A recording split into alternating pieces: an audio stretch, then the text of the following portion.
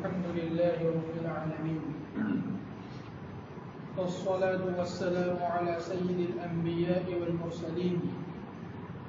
وعلى آله وأصحابه أجمعين أما بعد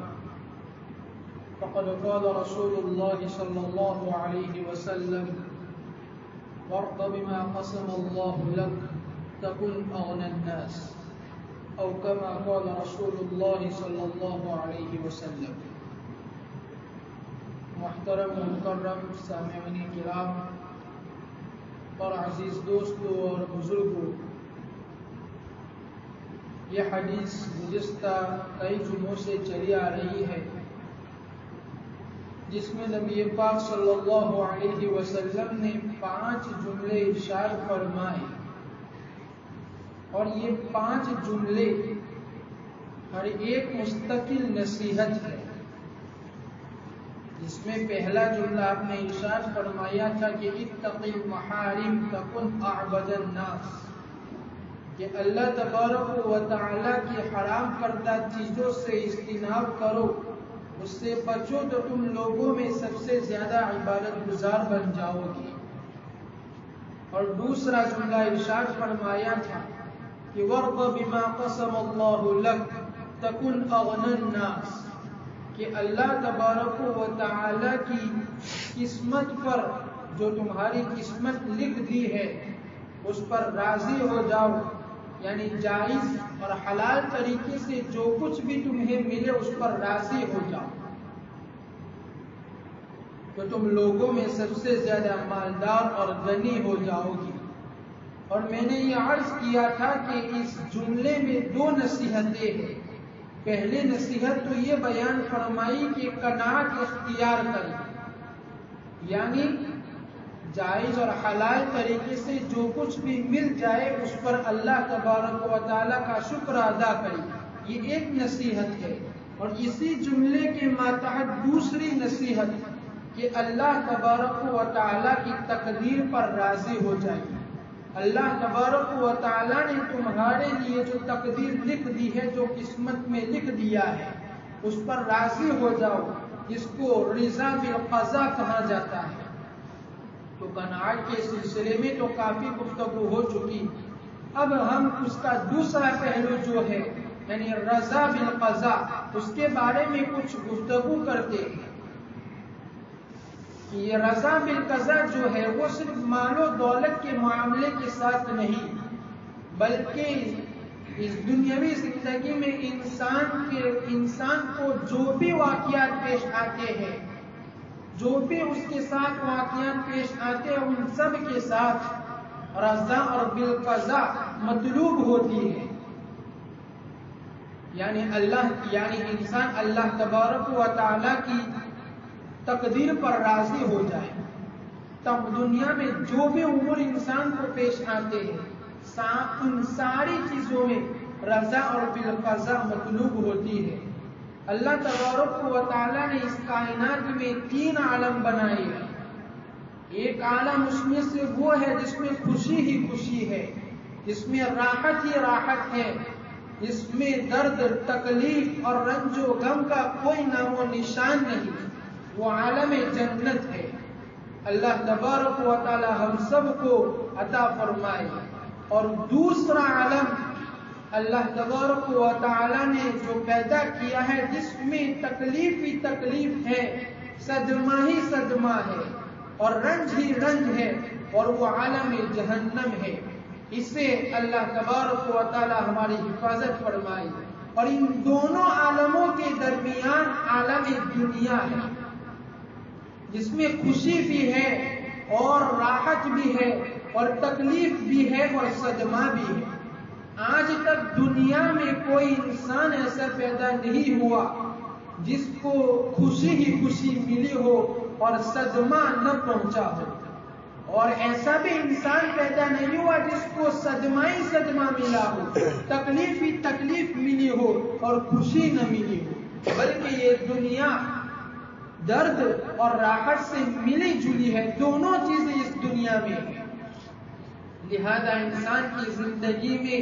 لازماً ایسے واقعات پیش آئیں گے جو انسان کی طبیعت کے خلاف ہوں گے، جس سے اس کو تکلیف پہنچے گی اور اس کو درد ہوگا اور صدمہ پہنچے گا، لیکن اس تکلیف کے نتیجے میں چاہے وہ روئے یا اس کو تکلیف پہنچے یا اپنی تکلیف کا اظہار کرے، لیکن اس کا دل اس بات سے مطمئن ہے کہ یہ اللہ تبارک و تعالی کا فیصلہ ہے اور یہ برحق ہے۔ اسی کا نام رضا بالقضاء ہے کہ وہ انسان تقدیر پر راضی ہو گیا۔ مثلا کسی کو کوئی بیماری پہنچی، بیماری کے نتیجے میں اس کو تکلیف ہوئی، صدمہ ہے، منہ سے آہیں بھی نکل جاتی ہیں، رونا بھی آتا ہے، لیکن اس کا دل اس بات پر مطمئن ہے کہ یہ بیماری اللہ تبارک و تعالیٰ کی بھیجی ہوئی ہے اور یہ اللہ تبارک و تعالیٰ کی عین حکمت کے مطابق ہے، اس لیے مجھے کوئی شکوہ نہیں ہے، مجھے اللہ تبارک و تعالیٰ کی اس تقدیر پر کوئی شکایت نہیں ہے۔ تو اسی کا نام رضا بالقضاء ہے۔ حدیث پاک میں آتا ہے کہ نبی پاک صلی اللہ علیہ وسلم کے صاحبزادے کا جب انتقال ہو گیا تو آپ صلی اللہ علیہ وسلم نے فرمایا کہ آنکھیں آنسو بہا رہی ہیں اور دل میں صدمہ ہے، لیکن دل اس بات پر مطمئن ہے کہ یہ اللہ تبارک و تعالیٰ کا فیصلہ ہے اور یہ برحق ہے، اس لیے اللہ تبارک و تعالیٰ نے جو بات ارشاد فرمائی وہی ہم اس وقت کہیں گے، یہ رضا بالقضاء ہے۔ تو رضا اور بالقضاء میں دونوں چیزیں ملی ہوئی ہیں کہ انسان کو تکلیف بھی پہنچتی ہے، صدمہ بھی ہوتا ہے، رونا بھی آتا ہے، دونوں چیزیں ملی ہوئی ہیں، لیکن ہمیں اس بات پر مطمئن ہونا چاہیے، ہمارا دل اس بات پر مطمئن ہونا چاہیے کہ یہ اللہ تبارک و تعالیٰ کی تقدیر ہے اور اس نے کسی حکمت کی وجہ سے یہ کیا ہوگا، اس لیے ہم اللہ تبارک و تعالیٰ کی تقدیر پر اور اس فیصلے پر راضی ہیں، یہ رضا بالقضاء ہے۔ لیکن خرابی اس وقت پیدا ہوتی ہے کہ جب انسان کے ساتھ کوئی طبیعت کے خلاف کوئی چیز پیش آتی ہے تو بسا اوقات وہ ایسے جملے نکال دیتا ہے جو بڑے خطرناک ہوتے ہیں۔ وہ یہ کہہ دیتا ہے کہ میرے ساتھ ہی یہ کیوں پیش آیا، میرے اللہ تبارک و تعالیٰ کو میرے علاوہ کوئی اور نہیں دکھا تھا، میں نے ایسا کون سا گناہ کر دیا تھا جس کے پاداش میں یہ مصیبت مجھ پر آئی، جس کی وجہ سے یہ مصیبت مجھ پر آئی۔ یہ دراصل بے صبری ہے، بے شکری ہے۔ ایسے الفاظ سے، ایسے جملوں سے ہمیں اجتناب کرنا چاہیے، اس لیے کہ یہ بڑے خطرناک جملے ہیں۔ بسا اوقات انسان ان جملوں کی وجہ سے ایمان سے بھی نکل سکتا ہے، اس کا ایمان بھی چلا جا سکتا ہے، اس لیے مصیبت کے وقت ایسے جملوں سے ہمیں پرہیز کرنا چاہیے اور خوب بچنا چاہیے۔ اللہ تبارک و تعالیٰ کا اتنا بڑا فضل ہے کہ باوجود کہ اس کے تمام فیصلے جو ہوتے ہیں وہ عین حکمت کے مطابق ہوتے ہیں، لیکن اس کے باوجود اس نے ہم کو رونے کی اجازت دی اور تکلیف بیان کرنے کی اجازت دی۔ اگر اللہ تبارک و تعالیٰ چاہتے تو یہ حکم دے سکتے تھے کہ چونکہ میرے جتنے بھی فیصلے ہیں وہ سارے حکمت کے مطابق ہے اور اس میں تمہارے لیے خیر ہے، اس لیے تمہیں رونے کی اجازت نہیں، یہ بھی حکم دے سکتے تھے۔ لیکن اللہ تبارک و تعالیٰ بندے کی کمزوری اور ضعف کے بارے میں باخبر ہے، وہ جانتے تھے کہ وہ کمزور ہے، جب بھی ایسے واقعات پیش آئیں گے تو وہ روئے گا اور تکلیف کا اظہار کرے گا۔ تو اللہ تبارک و تعالیٰ نے بھی فرمایا کہ اس کو رونے دو، بلکہ یہاں تک فرمایا کہ اس کے رونے پر اور اس کی تکلیف پر بھی اس کو ثواب دیا جائے گا اور اجر دیا جائے گا۔ لیکن ہمارا مطالبہ صرف یہ ہے کہ ہماری تقدیر پر اور ہمارے کیے گئے فیصلے پر اشکال نہ کرنا، اعتراض نہ کرنا۔ ہمارا مطالبہ صرف یہ ہے کہ ہماری تقدیر کو مان لینا ہے، اس پر اشکال اور اعتراض نہیں کرنا ہے۔ حضرت ذُنُّون مصری رحمۃ اللہ علیہ کے بارے میں آتا ہے کہ ان سے کسی نے سوال کیا کہ حضرت کیسا مزاج ہے، تو حضرت ذُنُّون مصری رحمۃ اللہ علیہ نے فرمایا کہ اس انسان کے مزاج کے بارے میں کیا پوچھتے ہو، کہ کائنات میں جو بھی چیز ہو رہی ہے وہ ساری اس انسان کی مرضی کے مطابق ہو رہی ہے۔ گویا کہ وہ اپنے بارے میں بتلانا چاہتے ہیں کہ اس کائنات میں جو بھی چیز ہو رہی ہے وہ میری مرضی کے مطابق ہو رہی ہے۔ تو اس سائل نے پوچھا کہ یہ تو بڑی عجیب بات ہے، اس لیے کہ یہ کیسے ہو سکتا ہے؟ آج تک ہم نے کسی کے بارے میں یہ سنا بھی نہیں ہے اور یہ دیکھا بھی نہیں ہے، یہاں تک کہ انبیاء علیہ السلام کے بارے میں بھی نہیں ہے کہ انہوں نے جو چاہا وہ ہو گیا ہو۔ آپ کے ساتھ یہ کیسے ہو سکتا ہے کہ آپ کی مرضی کے مطابق یہ دنیا چل رہی ہے اور اس کائنات میں ساری چیزیں آپ کی مرضی کے مطابق ہو رہی ہے؟ تو جواب میں حضرت ذُنُّون مصری رحمۃ اللہ علیہ فرماتے ہیں کہ میں نے اپنی مرضی کو اللہ تبارک و تعالیٰ کی مرضی میں فنا کر دیا، یعنی جو میرے مولا کی مشیت ہے وہی میری مشیت ہے، جو میرے مولا کا فیصلہ ہے وہی میرا فیصلہ ہے، میں اس پر راضی ہو گیا۔ اس لیے یہ ساری کائنات میری مرضی کے مطابق چل رہی ہے، اس لیے کہ اللہ تبارک و تعالیٰ کا جو فیصلہ ہے اس پر میں راضی ہوں، وہی میرا بھی فیصلہ ہے۔ اس لیے میں نے یہ کہا کہ ساری کائنات میں جو چیزیں ہو رہی ہے وہ سب میری مرضی کے مطابق ہو رہی ہے۔ اب سوال یہ ہے کہ ہم تقدیر پر راضی کیوں ہو جائیں؟ حالانکہ واقعات بہت سے بظاہر تو ایسے ہیں جو برے اور تکلیف دہ ہوتے ہیں، دیکھنے میں بڑے برے ہوتے ہیں اور تکلیف دہ ہوتے ہیں، اس کے باوجود ہم تقدیر پر راضی کیوں ہو جائیں؟ تو اس کا جواب اللہ تبارک و تعالیٰ نے سورہ کہف میں حضرت موسیٰ علیہ السلام اور حضرت خضر علیہ السلام کی ملاقات میں دیا۔ اس ملاقات کا سبب یہ بنا کہ ایک مرتبہ ایک شخص نے حضرت موسیٰ علیہ السلام سے پوچھا کہ اس روئے زمین پر اس وقت سب سے زیادہ علم والا کون ہے،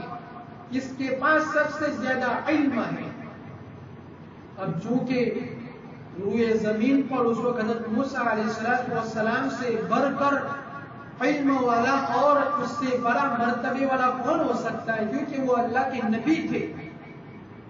تو انہوں نے جواب میں یہ کہہ دیا کہ اس روئے زمین پر اس وقت سب سے زیادہ علم والا، سب سے بڑا عالم میں ہے۔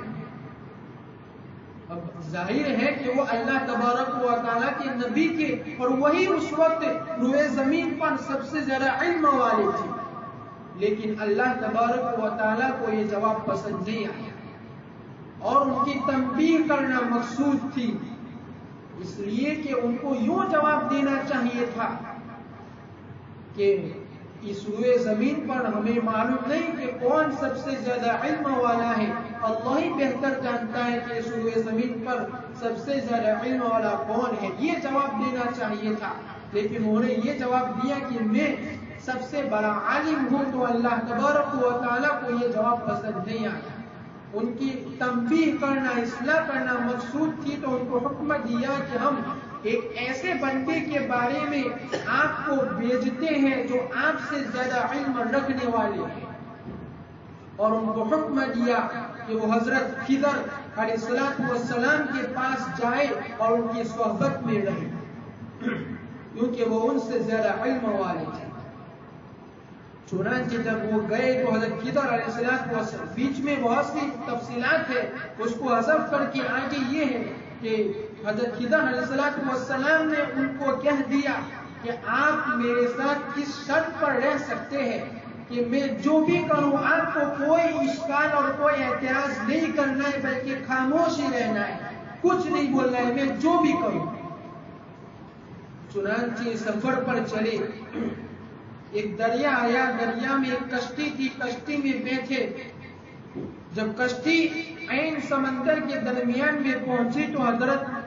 خضر علیہ السلام نے کشتی کے تختے کو نکال دیا۔ حضرت موسیٰ علیہ السلام پیغمبر تھے، خاموش نہیں رہ سکتے اور اشکال کر دیا کہ یہ کیا عجیب کام کیا آپ نے کہ کشتی کے تختے کو نکال دیا، اب پانی اندر آ جائے گا۔ تو حضرت خضر علیہ السلام نے فرمایا کہ میں نے آپ کو پہلے ہی کہا تھا کہ آپ میرے ساتھ کسی شرط پر رہیں گے کہ آپ کچھ سوال نہیں کریں گے، خاموش رہیں گے۔ تو حضرت موسیٰ علیہ السلام نے فرمایا کہ مجھے معاف کر دو، اب میں سوال نہیں کروں گا۔ پھر آگے گئے، ایک بچہ کھیل رہا تھا، حضرت خضر علیہ السلام نے اس بچے کو قتل کر دیا۔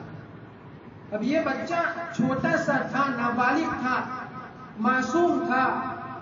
گناہوں میں مبتلا بھی نہیں تھا، اس کے باوجود حضرت خضر علیہ السلام نے اس کو قتل کر دیا۔ اب حضرت موسیٰ علیہ السلام تو نبی تھے، وہ برداشت نہیں کر سکتے تھے، تو انہوں نے پہلے سے زیادہ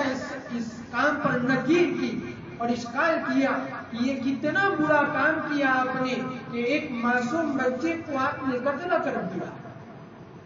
تو واپس حضرت خضر علیہ السلام نے یہی کہا کہ میں نے پہلے ہی کہا تھا کہ میرے ساتھ آنا ہے تو چوپ چاپ رہنا پڑے گا، خاموش رہنا پڑے گا، کوئی اشکال اور کوئی اعتراض نہیں کرنا پڑے گا۔ اس کے بعد بھی ایک دو واقعات ہوئے جس میں موسیٰ علیہ السلام نے اعتراض کیا۔ تو دیکھیے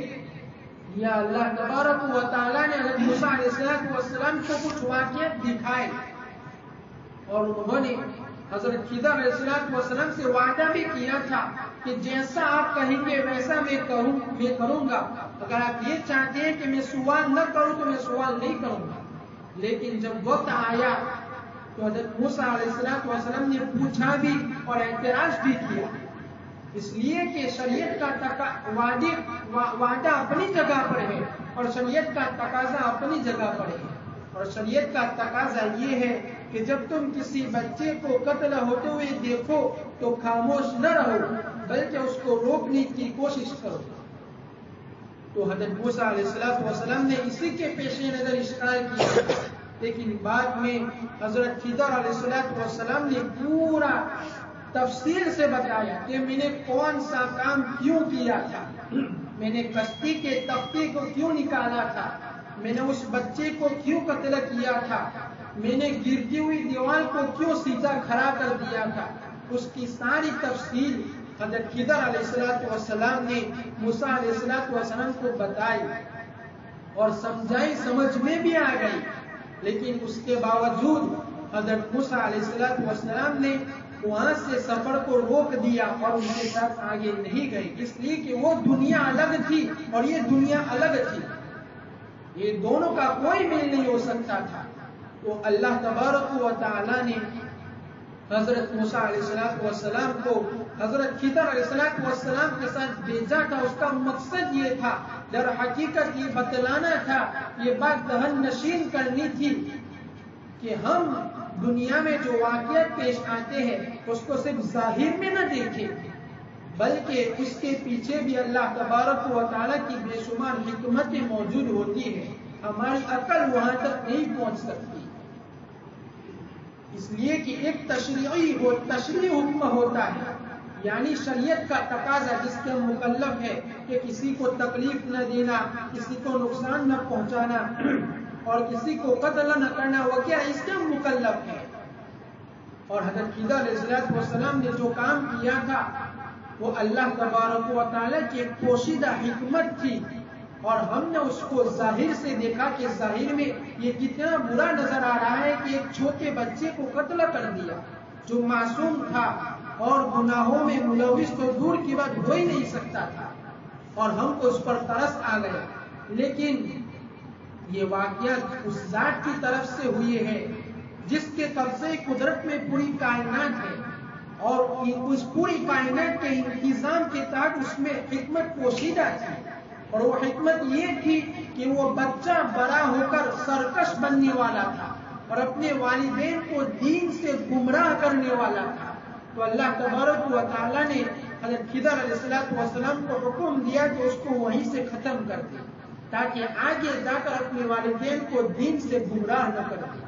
تو وہ بچہ مستقبل میں سرکش بننے والا تھا، اپنے والدین کو دین سے گمراہ کرنے والا تھا، تو اللہ تعالیٰ نے اس بچے کو ختم کر دیا، اور اس بچے کے بدلے میں اللہ تبارک و تعالیٰ نے دوسرا نیک اور صالح بیٹا ان والدین کو نصیب فرمایا۔ اب انسان تو عقل کے دائرے سے سوچتا ہے، تو وہ یہاں بھی یہی اشکال کرے گا کہ جب اللہ تبارک و تعالیٰ کو اس بچے کو مارنا ہی تھا تو اس کو پیدا کرنے کی ضرورت کیا تھی؟ بلکہ اس کے بجائے پہلے سے ہی کوئی نیک صالح اولاد اس کو ان والدین کو عطا کر دیتے۔ انسان عقل کے دائرے سے جب سوچتا ہے تو وہ یہی سوال بھی کرے گا، لیکن اس کا جواب کیا ہو سکتا ہے؟ اس لیے کہ انسان آخرکار اپنی عقل کا ہتھیار ڈال دے گا اور یہی کیا اٹھے گا کہ یہ ساری جو واقعات پیش آ رہی ہے وہ سارے اللہ تبارک و تعالیٰ کی حکمت کے مطابق ہوتا ہے۔ ہماری عقل کا دائرہ وہاں تک نہیں پہنچ سکتا۔ تو یہ تقدیر کا معاملہ بھی ایسا ہی ہے کہ بعض چیزیں انسان کی طبیعت کے خلاف پیش آتی ہے، تو ہمیں اس پر راضی ہونا چاہیے کہ یہ اللہ تبارک و تعالیٰ کی اس میں کچھ نہ کچھ حکمت پوشیدہ ہوگی۔ اس لیے ہمیں چاہیے کہ جب ہم پر کوئی مصیبت آئے اور طبیعت کے خلاف، فطرت کے خلاف کوئی بات پیش آئے، تو ہم کوئی ایسی حرکت نہ کر بیٹھے جو اللہ تبارک و تعالیٰ کی حکمت پر اشکال اور اعتراض ہو۔ اس کے نتیجے میں ہمارا ایمان بھی خطرے میں پڑ سکتا ہے۔ اس کے علاوہ اور بہت سی باتیں ہیں اور بہت سے سبق آموز واقعات بھی ہیں، لیکن آج چکے وقت ہو چکا ہے تو یہیں پر ہم بات کو موقوف کرتے ہیں۔ اللہ تبارک و تعالی ہم سب کو کئی سنی باتوں پر عمل کرنے کی توفیق مرحمت فرمائے، آمین۔ وآخر دعوانا الحمدللہ رب العالمین۔